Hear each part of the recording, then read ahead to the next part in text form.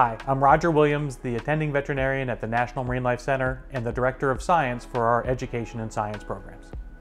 Wednesdays are our medical rounds days, and so at 9:30 all of the senior staff and associated veterinarians we get together in person and via Zoom from all over, including consultant veterinarians from other states, and we discuss the active cases that we have at the center. It's our weekly chance to review updates on clinical improvements on animals, or if animals aren't doing as well as we are expecting them to do, and it also gives us a chance to make a diagnostic plan for the impending week. Who's going to need more imaging, x-rays, blood work, ultrasound exams, where are we in terms of their course, which animals can be moved to the next step, which is a pre-release medical evaluation by the team, and which animals can eventually get applied for release with NOAA and getting those animals back out to the wild where they belong. The animals that we have in right now, the seals, are particularly the weanling gray seals.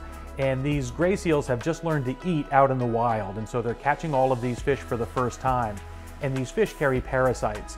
And probably the two most dangerous parasites for these animals are two species of lungworms, Odostrongylus circumlitis and Paraphiloroides gymnurus.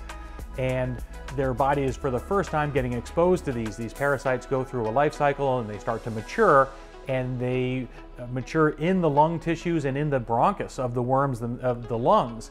And these animals can get very sick. In fact, an overwhelming infection with Odostrongylus is easily a fatal disease of these seals. And in the wild, a lot of these animals would be just selected out, would die drowning, they would die on a beach.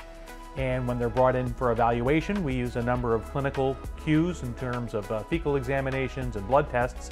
We can diagnose lungworm infections in these animals. We can take chest radiographs to assess the level of lung damage and pneumonia that's present secondary to the lungworms. And then we start the treatment process. But the treatment is not simple for these animals because it involves killing the worms that are in their lungs. And unlike an intestinal parasite, where if you kill a parasite that lives in your stomach, the body has a natural exit. And so those dead parasites have a way out. For parasites that are living in the lungs or in the pulmonary vasculature or in the heart, there's no easy way out of this. This is why for people who, if you have pets, if you have a dog, you're keeping them on heartworm prevention, because a parasite that's in an area that doesn't have an easy way out, this is a disease you would rather prevent than diagnose and treat. We don't have that luxury with these seals. They come in with very heavy burdens of the parasite.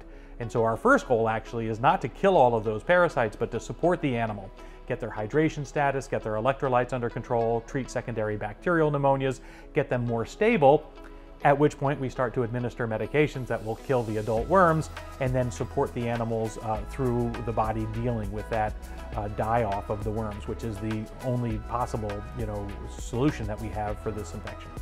So we're seeing these animals in the different stages of the rehab. So we have two animals that are in their pre-release pool who have essentially been release approved, and we're just getting the final logistics ready to get them back out into the wild.